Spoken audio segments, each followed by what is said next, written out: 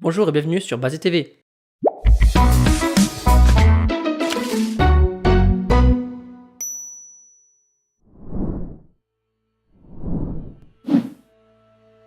Actualité de la semaine. Mardi dernier, à Strasbourg, une fusillade s'est déclarée dans le marché de Noël. Shérif Shekat, déjà bien connu de l'État, aurait tiré sur la foule, faisant 5 morts et 11 blessés. Attentat revendiqué plus tard par Daesh, info tirée de Libération, Le Monde, Les Échos et Charlie Hebdo.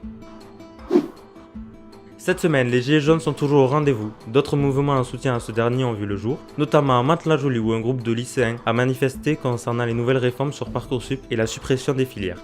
Le président Emmanuel Macron a décidé de s'exprimer afin de calmer les ardeurs du mouvement Gilets jaunes.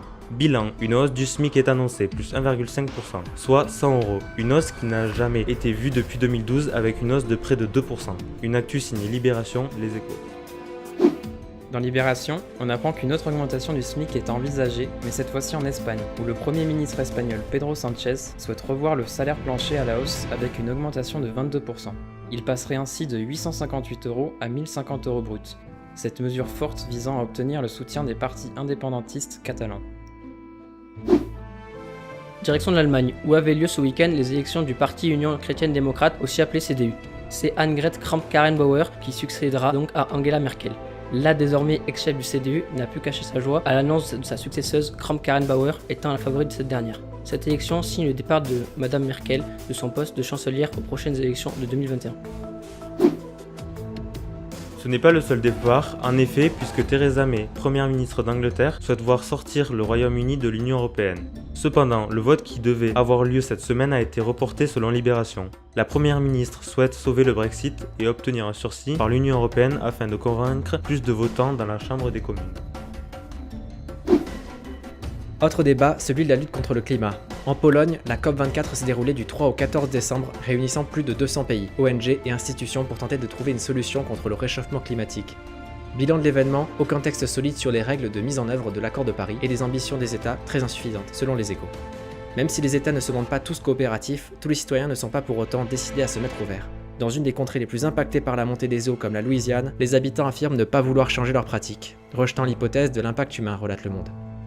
Cependant, certains protestent contre l'inaction et manifestent comme nous avons pu le voir lors des marches pour le climat se tenant le 8 décembre dernier.